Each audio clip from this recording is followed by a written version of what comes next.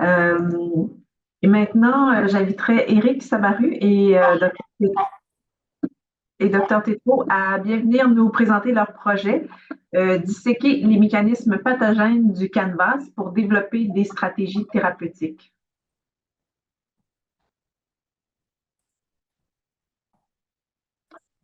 Est-ce que ça fonctionne de votre côté?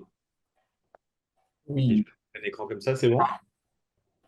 Parfait. Eh bien, merci beaucoup pour l'opportunité de vous présenter ce travail. Un grand merci pour votre générosité pour soutenir ce projet. J'espère qu'on va réussir à vous convaincre que vraiment ça va faire avancer les choses de manière efficace. C'est un projet qu'on co-porte moi-même, donc Eric Samaru. Je suis chercheur au centre de recherche du CHUM, professeur assistant à l'Université de Montréal en faculté de médecine et co-supporté par Martine Tétrault, qui est aussi chercheuse au CRCHUM et qui est aussi professeure associée au département de neurosciences à la faculté de médecine de l'Université de Montréal. Et donc, ensemble, on propose un projet pour creuser et disséquer les mécanismes pathogéniques du canvas. Vous allez voir, je vais vous expliquer ce que c'est, dans le but vraiment de développer des stratégies thérapeutiques. J'ai un écho quelque part, je ne sais pas d'où ça vient, mais si c'est que moi, ça ira. Alors, la première chose que je voudrais faire, c'est définir rapidement ce qu'est le syndrome Canvas. Canvas, c'est un acronyme pour un nom très complexe que vous voyez ici, puis que je vous laisserai prononcer chez vous. Mais c'est une ataxie cérébelleuse tardive, rare et très complexe. Alors, elle fait partie de ce qu'on appelle les LOCA, les Late Onset Cerebellar Ataxia. Donc, une apparition tardive, généralement une moyenne d'apparition autour de 50 ans. La prévalence est très très rare, inférieure à une personne sur 1 million, mais on pense que cette prévalence est très estimées, en particulier parce que c'est difficile de diagnostiquer à la fois cliniquement ces ataxies qui sont tardives, parce qu'elles se confondent avec certains symptômes qui peuvent juste être liés à de la vieillesse, mais ce sont bien des maladies neurodégénératives qui impactent principalement le cervelet, comme vous le savez certainement, et elles sont caractérisées par une transmission autosomale récessive, je vais y revenir juste derrière. Donc le cervelet, bah, c'est cette partie du cerveau hein, qui est essentielle pour la coordination de nos mouvements, puis pour beaucoup d'autres choses. J'apprends rien à personne ici, mais il y a différents types d'ataxies. Elles peuvent être cérébelleuses, vestibulaires, sensorielles. Et en fait, le canvas, c'est un syndrome qui touche ces trois aspects. Donc, il y a un aspect des dysfonctionnements cérébelleux, des problèmes vestibulaires et puis des problèmes de neuropathie sensorielle. Donc, c'est pour ça qu'on la qualifie de syndrome assez complexe. La donnée intéressante, c'est qu'on pense que ça pourrait être l'une des principales causes d'ataxie cérébelleuse tardive. Donc, bien que la prévalence ici apparaisse vraiment très très faible, on pense que c'est un type d'ataxie qui est très sous-estimé, sous-diagnostiqué. Alors, comme la plupart des ataxies, le syndrome de Canvas n'a pas de traitement particulier ou spécifique. Et en fait, il y a un besoin de rendre ce syndrome adressable. Alors, c'est une traduction anglaise, mais c'est le meilleur mot français qu'on a trouvé. Rendre cette maladie adressable pour pouvoir développer des thérapies. Alors, qu'est-ce que ça veut dire rendre une maladie adressable? Ben, en fait, c'est de commencer par le début, comprendre si c'est une cause génétique, quelle est la cause génétique, quelles sont les mutations qui influencent et qui causent cette maladie. Le deuxième point qui est essentiel, ça va être, je vais prendre un petit pointeur, ça va être vraiment de comprendre la biologie derrière cette maladie, quels sont les rouages qui fonctionnent mal lorsque ces mutations sont présentes, par exemple. Et ça, c'est essentiel pour pouvoir initier des projets de recherche préclinique qui, elles, vont chercher à corriger ces rouages ou à essayer de les fixer, de les réparer partiellement ou totalement. Et c'est vraiment à travers ce processus qu'on va arriver à des médecines qui sont personnalisées, spécifiques des syndromes, ici dans le cas du syndrome de Canvas, spécifique de ces ataxies cérébelleuses tardives. Alors, dans le syndrome de Canvas, on en était vraiment au tout début jusqu'à récemment, jusqu'en 2019, où il y a eu une avancée significative dans le domaine qui a mis en évidence une mutation qui est à l'origine du syndrome de Canvas, qui cause le syndrome de Canvas. Alors, cette mutation, bah, ce n'est pas une mutation classique comme une lettre de l'ADN qui serait changée pour une autre, c'est des répétitions, des expansions répétées, comme Eric et Pascal nous en ont parlé. Dans le cas de Canvas, c'est des expansions de 5 nucléotides qui se retrouvent dans l'intron d'un gène qui s'appelle RFC1. Et chez le commun des mortels, tout le monde a des expansions de l'ordre de 10 à 100 répétitions de ces 5 nucléotides. Alors, c'est soit 4A1G, soit 3A2G. Et ce qui a été montré récemment, en 2019, donc c'est assez frais, c'est que chez les patients Canvas, les deux allèles portent un changement de la séquence de ces répétitions. On passe de 4A ou 3A2G à 2A3G, mais surtout, on a une augmentation de la taille de ces expansions qui atteignent plusieurs centaines, voire plusieurs milliers de répétitions. Donc ça, c'est un jalon très important dans le besoin de rendre ce syndrome de Canvas adressable pour pouvoir développer des thérapies. Mais maintenant, on est à ce niveau-là, on n'a aucune idée de comment ces expansions répétées peuvent affecter le fonctionnement du cervelet ou le développement du cervelet. Donc, les questions qui se posent, c'est en particulier, est-ce que c'est la taille et ou la séquence de l'expansion qui est importante pour la maladie? Ce que je vous montre ici, c'est qu'à la fois la séquence change, des nucléotides changent, mais la taille de l'expansion change aussi. Alors, est-ce que l'une est plus importante que l'autre? Est-ce que les deux vont affecter négativement le pronostic, par exemple? Et l'autre question qui est vraiment primordiale, c'est de comprendre la fonction du gène RFC1 dans l'organisme, parce que comme vous allez le voir, on ne connaît pas grand-chose sur ce gène, et donc c'est essentiel de comprendre si oui ou non ces expansions vont affecter la fonction normale du gène. Et enfin, le but ultime, ça va être de comprendre les mécanismes défaillants liés à ces expansions qui conduisent au syndrome de Canvas, ces mécanismes étant les fameux rouages qui tournent plus correctement et qu'on va vouloir réparer après avec une approche préclinique. Et le problème, c'est que tant qu'on n'aura pas résolu ce point d'interrogation, eh ben, on se confronte à des blocages sur la route du développement de thérapies potentielles. Donc, il y a vraiment un besoin d'aller débloquer ce point d'interrogation, et c'est le mandat qu'on s'est donné avec ce projet, avec le docteur Martine Tétrault. Je vais vous présenter rapidement les objectifs du projet et pourquoi est-ce qu'ils sont novateurs. Le premier objectif, comme je le disais avant, ça va être de comprendre quel est le rôle de la taille et ou de la séquence de l'expansion qui est retrouvée chez les patients Canvas. Et donc, pour ce faire, on va étudier des cellules de patients. Alors, on a accès, c'est une maladie rare, donc c'est difficile d'avoir accès à de nombreux patients, mais avec des collaborations à Montréal, puis internationales, on a accès à une cohorte d'environ 100-150 patients. On a accès à des cellules de la peau ou des cellules du sang de ces patients, et puis à des patients contrôle. Et puis, on a une collaboratrice en France qui a établi un protocole pour différencier des motoneurones, donc des neurones moteurs, à partir de ces cellules de patients. Et donc, en utilisant tous ces échantillons, le laboratoire de Martine va utiliser les nouvelles techniques de séquençage qu'on appelle long read. C'est les séquençages de troisième génération. Alors, jusqu'à présent, on appelait ça le next generation. Maintenant, on est dans le troisième génération de séquençage. Pour donner quelques avantages de ces nouvelles approches de séquençage long read, c'est que ça permet de séquencer de très longs fragments d'ADN et d'ARN qualifiés de complexes.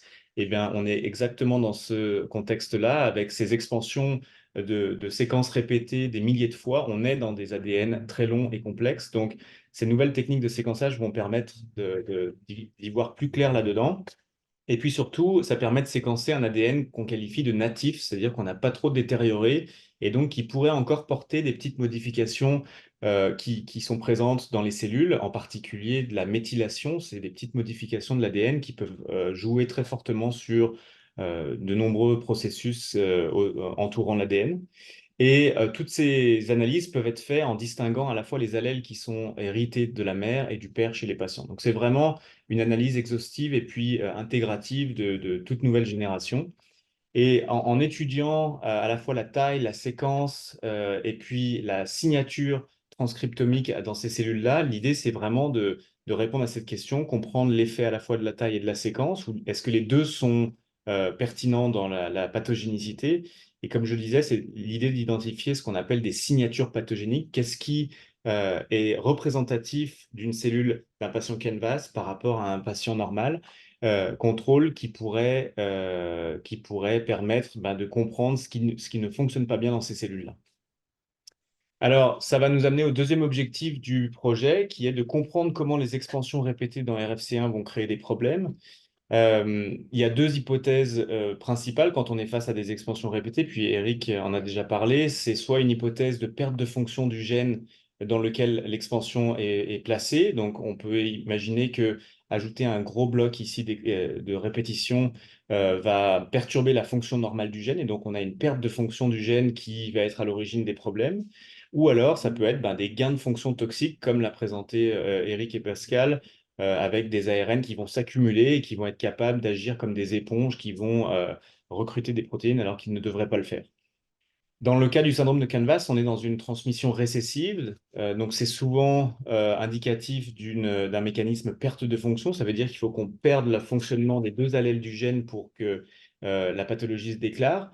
Mais il y a des données de la littérature qui ne sont pas toutes cohérentes avec une hypothèse de perte de fonction. Donc, on veut, nous, dans cet objectif, tester les deux hypothèses et voir laquelle serait la plus pertinente.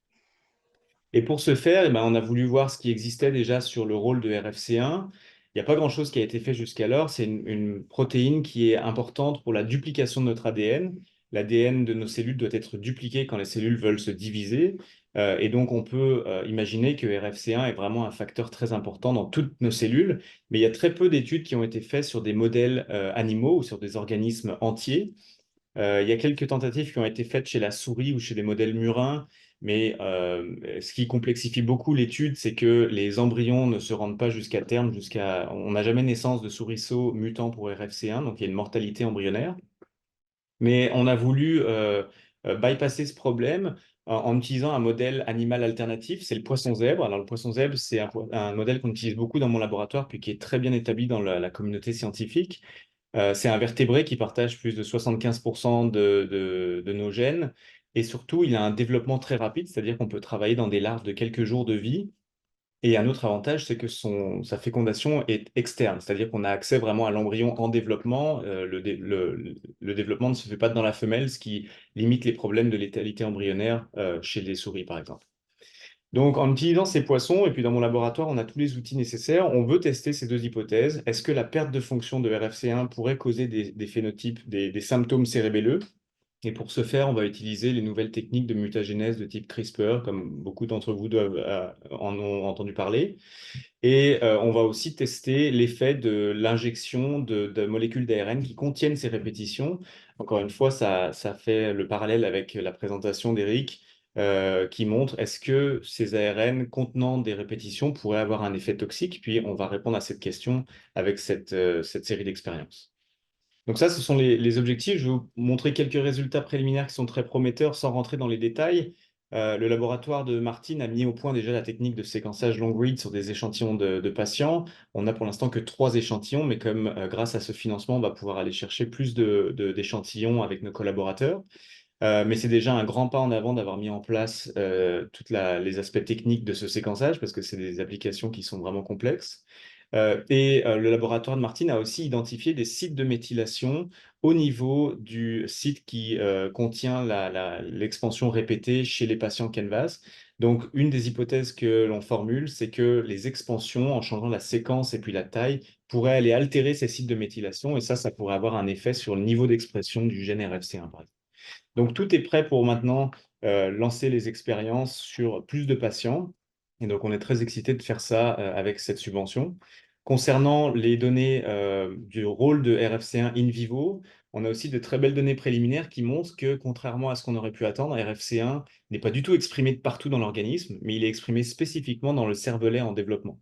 Et en fait, donc ça, c'est un embryon de poisson à 1, 2 et 2 jours de développement. Puis cette petite flèche ici montre les structures du cervelet qui sont en train de se mettre en place. Et on a confirmé cette observation dans des tranches de cerveau de souris en développement où on voit que RFC1 est très spécifiquement exprimé dans les cellules de Purkinje et puis dans les cellules granulaires. C'est les deux sous-types de cellules qui composent le cervelet, les principales cellules qui composent le cervelet. Et donc ça, c'est une grande nouveauté parce qu'on pensait vraiment que RFC1 allait être exprimé partout, puis on voit qu'il a l'air d'être exprimé spécifiquement dans un cervelet qui est en train de se développer, ce qui suggère qu'il y a un rôle particulier là-dedans. Et on a généré un premier modèle de poisson RFC1 mutant pour RFC1. Et de manière très prometteuse, on a vu que chez ces mutants, on était incapable de détecter des structures cérébelleuses. Alors ici, vous avez des coupes et des marquages, des cellules sur des coupes transversales de cerveau. Puis ici, par immunofluorescence, on voit quand on regarde les différentes populations qui normalement composent un cervelet sain, eh bien, on voit qu'on perd presque la totalité de ces cellules-là. Donc, ça suggère que RFC1 est essentiel pour le développement du cervelet. Donc, c'est vraiment les résultats sur lesquels on se base pour initier maintenant tout le projet que je vous ai présenté. Donc, l'idée vraiment de l'impact, c'est de répondre à ce point d'interrogation et d'essayer de débloquer la prochaine étape en comprenant les mécanismes qui vont être à cibler pour le développement de thérapie contre Canvas et ensuite d'identifier des modalités thérapeutiques qui peuvent les compenser. Alors, si c'est une perte de fonction du gène RFC1 versus un gain de fonction d'ARN toxique, on ne va pas essayer de traiter ça de la même manière.